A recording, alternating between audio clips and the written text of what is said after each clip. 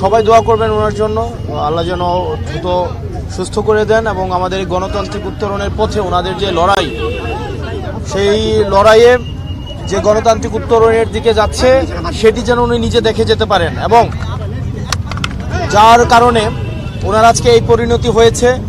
একটা ক্লিনিক্যাল একটা অপারেশনের মধ্য দিয়ে উনি গিয়েছেন, ওনাকে মেডিকেলের অত্যাচারের মধ্য দিয়ে গিয়েছেন। আমার মনে হয় আল্লাহ ওনাকে হাসিনার ফাঁসি দেখা পর্যন্ত ওনাকে যেন আল্লাহ বাঁচিয়ে রাখেন ইনশাআল্লাহ। ওনাকে সেটি দেখে যেতে আল্লাহ যেন এত ওই জিনিসটা ওনাকে দেখায়, যার কারণে ওনার আজকে এই পরিণতি হয়েছে।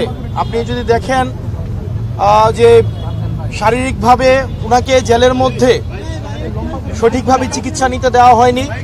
আমরা আজকে শুনেছি যদি কোনো ডাক্তার ওনাকে চিকিৎসা করতে আসতেন তখন ওই ডাক্তারকেও হয়রানি করা হতো 18 পরবর্তী সময়ে, এবং ওই ডাক্তারকেও বিভিন্ন ডাক্তারকে ভয়ভীতি দেখানো হতো ওনাকে যখন চিকিৎসা করতে আসতো। এভাবে ক্রমশ আমাদের বেগম খালেদা জিয়ার ক্রমশ স্বাস্থ্যের এই অবনতি হয়েছে। আমরা আল্লাহর কাছে দোয়া করি, সারা দেশবাসী আজকে ওনার জন্য দোয়া করছে, সারা বাংলাদেশের প্রত্যেকটা প্রান্তে প্রত্যেকটা দলের মানুষ, মতের মানুষ, ফেসিবাদ বিরোধী প্রত্যেকটা রাজনৈতিক দলের মানুষ, পৃথিবীর সবাই ওনার জন্য দোয়া করছেন উনি যেন দ্রুত সুস্থ হয়ে ওঠেন এবং ফেসিস্ট খুনি হাসিনার ফাঁসি যেন উনি দেখে যেতে পারেন। আপনারা সবাই দোয়া করবেন ওনার জন্য।